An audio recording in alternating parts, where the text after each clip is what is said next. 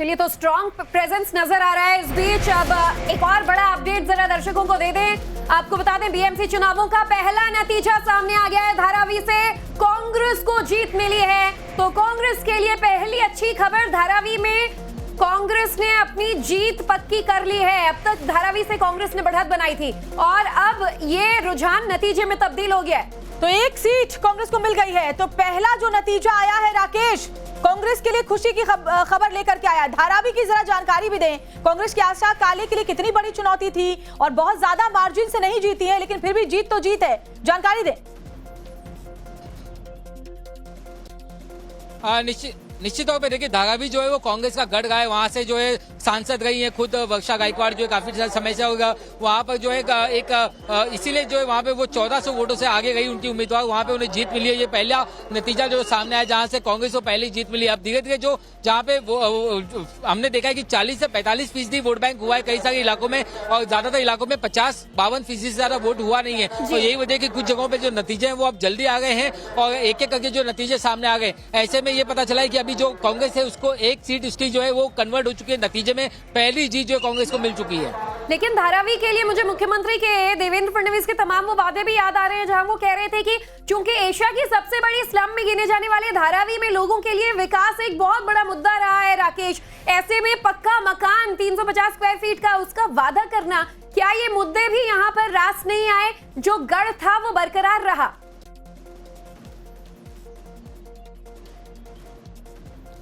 बिल्कुल, देखिए यहाँ कांग्रेस का जो एक ट्रेडिशनल जो वोट बैंक है वो एक मुस्लिम वोट बैंक वहाँ पर है। कई ज्यादा वहाँ पर जो बुनियादी सुविधा है उसको लेके कांग्रेस के कट्टर वोट बैंक भी वहाँ पर है। यही वजह कि वहाँ पर जो अलग अलग इश्यूज थे वो नहीं चल पाए। और खासतौर से हमने देखा इस पूरे चुनाव में, आपने एक बात नोटिस की होगी तो एक अंडर करंट जो है वो कहीं ना कहीं कांग्रेस का था, वो इस तरीके से कि वो कहीं ज्यादा प्रचार में दिखाई नहीं दिए। प्रचार जो एक मराठी गैर मराठी का चल रहा था जिसमें यूपीटी और राज ठाकरे दिखाई दे रहे थे। प्रचार एक जो है वो विकास का चल रहा था जहाँ पे बीजेपी शिंदे दिखाई दे रहे थे। कांग्रेस का जो प्रचार है वो साइलेंट चल रहा था और कहीं ना कहीं वो साइलेंट प्रचार का जो नतीजा है वो यहाँ पर धारावी में दिखाई दिया, जहां पर कांग्रेस जो है अपनी जीत कायम कर पाई रहा है। कांग्रेस के लिए भी जो आंकड़े हैं वो बहुत खुश करने वाले नहीं है, क्योंकि कांग्रेस ने यहाँ अच्छा परफॉर्म पहले किया है। राकेश, फटाफट से अतुल का भी रुख कर लेते हैं। अतुल, वहां से क्या अपडेट्स?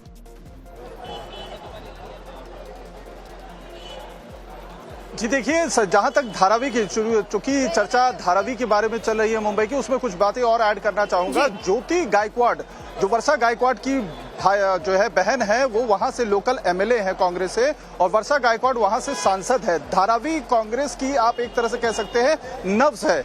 सबसे बड़ी ताकत जहां पर कांग्रेस की इस समय दिखाई दे रही है, धारावी के इलाके दिखाई दे रहे हैं। और यही वजह है कि दोनों बहनें डोर टू डोर कैंपेन वहां पर कर रहे थे। और अडानी को लेकर जो वहां का सेंटिमेंट अभी भी काफी ज्यादा गुस्से में है, नाराजगी है बीजेपी की तरफ से, चाहे मुख्यमंत्री हो या कोई भी वरिष्ठ नेता हो, लगातार सफाई दे रहे हैं, लेकिन सेंटिमेंट उस तरीके से वो अपने पक्ष में नहीं कर पाए हैं। और यही वजह है कि सबसे पहला अगर खाता खुला भी है तो कांग्रेस का वहां पर खुला है। जितने भी उनकी संख्या 11 पर वो आगे दिखाई दे रहे हैं, उस एरिया में करीबन 22 जो है जो सीट्स है वो आते हैं। धारावी हो, विक्रोली हो, घाटकोपर हो, सायन हो, ये उस आसपास के एरिया है जहां पर कांग्रेस आगे चल रही है, जो गौर करने वाली बात है। बाकी जो सीट्स हैं दूसरे, अगर हम बात करें तो मुंबई का जो गोवंडी और मानखुर्द है उसके बारे में भी चर्चा करनी बहुत जरूरी है। वजह यह है कि गोवंडी मानखुर्द से ही समाजवादी पार्टी के राज्य के जो अध्यक्ष है और विधायक है अबू आजमी, वो आते हैं। और सबसे ज्यादा जो है कटाक्ष अगर देखने को मिले थे तो एआईएमआईएम के ओवैसी के और उनके बीच की जो है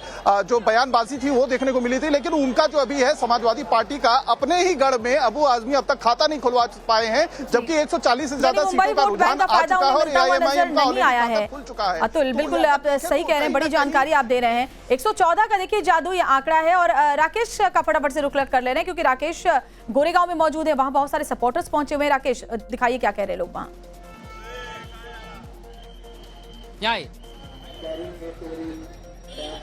राकेश, सर एक मिनट,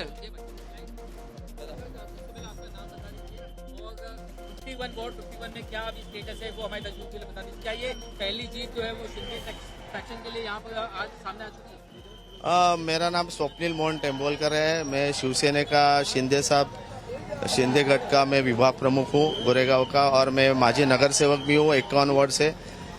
ये इलेक्शन में मेरी मिसेज जो माजी नगर सेविका थी, उनको शिंदे साहब ने विश्वास रख के टिकट दिया था और अभी की खबर है कि हम लोग भारी मतों से चुन के आए हैं।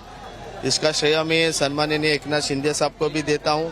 कितने वोटों से जीत हुई? अभी कितने वोट ऐसा ये बोल रहे हैं 5,500। नतीजा आ चुका है, रुझान नहीं। नतीजा आ चुका है, नतीजा आ चुका है।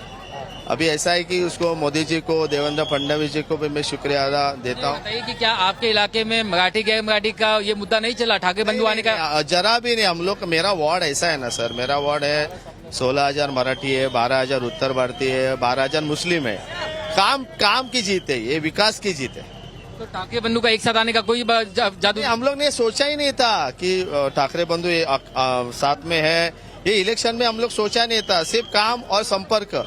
हमारा मेरी मम्मी भी 10 साल नगर सेवक थी ना, यानी 25 साल से हम लोग यही वार्ड में चुन के आ रहे हैं। तो संपर्क और काम के हिसाब से ही चुन के आए। और सबसे बड़ी बात मैं आपके माध्यम से एक ही कहना चाहता हूँ, वापिस मेरे जनता ने 51 वार्ड के मेरा जनता है, मैं उसको कुटुंब मानता हूँ। उन्होंने मेरे पर विश्वास रखा और उनकी जीत। और सबसे बड़ी बात एक चीज बोलता हूँ, मेरा कार्यकर्ता। आज मैं इधर खड़ा हूँ तो सिर्फ मेरे कार्यकर्ता की वजह से। तो आपने देखा कि यहाँ पर पहली जो जीत है वो यहाँ पर सामने आई है और एकनाथ शिंदे गुट की जो उम्मीदवार है वो यहाँ पर जीती हुई हैं। कितने अभी फिलहाल यही बात है कि यहाँ पर इस सीट पे जो ठाकरे बंधु के एक साथ आने का कोई जादू नहीं चला। विकास का जो मुद्दा है उस पर लोगों ने वोट किया। यही तस्वीर फिलहाल यहाँ गोरेगांव से सामने नजर आ गई है। वीडियो जर्नलिस्ट विनायक वेंगुर्लेकर के साथ राकेश त्रिवेदी, मुंबई टाइम्स नाउ, 9 भाग। गोरेगांव का अपडेट राकेश से आपने देखा और अब बीएमसी का अपडेट जरा फटाफट आपको दे देते हैं। आप देखिए 83 सीटों पर बीजेपी ने बढ़त बना ली है, यानी कि जो एग्जिट पोल्स थे कहीं ना कहीं उस आंकड़ों को रीच करती बीजेपी प्लस नजर आ रहे हैं। और साथ ही 67 सीटों पर शिवसेना यूबीटी जो है वो बढ़त बनाए हुए हैं। एआईएमआईएम का फिलहाल 1 सीट पर जो बढ़त है वो बरकरार है और जो दूसरे छोटे दल हैं वो 4 सीटों पर बढ़त बनाए हुए हैं। और जो सियासी जानकार हैं वो इसे कुछ इस तरीके से देख रहे हैं कि आप बीजेपी प्लस यानी कि उस अलायंस को एक तरफ कर दें तो बाकी सबको जोड़ भी दें। तो फिलहाल वो बीजेपी अलायंस से महज कुछ सीट पीछे जरूर हैं। और मुंबई के वार्ड 164 से शिंदे गुट शिवसेना की उम्मीदवार शैला को जीत मिल गई है, जिनके पति से अभी हमारे संवाददाता बातचीत भी कर रहे थे। वार्ड 164 से शैला जो उम्मीदवार थी शिंदे गुट की, उन्हें जीत मिली है और इसका जश्न भी वहां मन रहा था। तो रुझानों के अब नतीजों में तब्दील होने की शुरुआत हो चुकी है। 2 सीटों पर हमने आपको बताया शिंदे गुट शिवसेना की उम्मीदवार शैला ने जीत हासिल कर ली है। और अतुल भी हमारे साथ जुड़े हुए, राकेश भी हमारे साथ, खास मेहमान भी हमारे साथ जुड़ेंगे। लेकिन राकेश, अभी भी अगर बात करें तो जो जादुई आंकड़ा है उसके आसपास ना तो महायुति और ना ही शिवसेना यूबीटी प्लस कांग्रेस। अभी राह यहां से बहुत आसान नजर नहीं आ रही है। कुछ भी हो सकता है, लेकिन इतना जरूर है कि पक्ष में जाते हुए आंकड़े महायुति के नजर आ रहे हैं। निश्चित तौर पे, लेकिन यही बड़ी खूबसूरती है बीएमसी चुनाव की कि हमने जब देखा कि लोकसभा चुनाव में एक तरफा जो है वो ट्रेंड चल रहा था महाविकास अघाड़ी के पक्ष में, हमने देखा विधानसभा में एक तरफा जो ट्रेंड चल रहा था वो महायुति के पक्ष में, लेकिन बीएमसी चुनाव में जो है वो ट्रेंड कांटे की टक्कर पे चल रहा है। अगर आप अलायंस को देखें, दोनों ही अलायंस को, तो उनके बीच का जो गैप है वो बहुत कम है, 10 से 15 सीटों का है। और कई बार हमने देखा है कि आखिरी जो राउंड होते हैं वो बड़े निर्णायक होते हैं। 77 हो जाते हैं यूबीटी और कांग्रेस के। राकेश, आंकड़े 67 + 10 77 हो जाते हैं एआईएमआईएम और अदर्स को मिला दें तो लगभग 83 का भी आंकड़ा छू लेते हैं। राकेश, जी बिल्कुल, मैं वही कह रहा था कि ये बिल्कुल T20 मैच के किसी आखिरी ओवर्स की तरह जो ये होता हुआ मुकाबला बीएमसी में नजर आता है, जहां पे आखिरी ओवर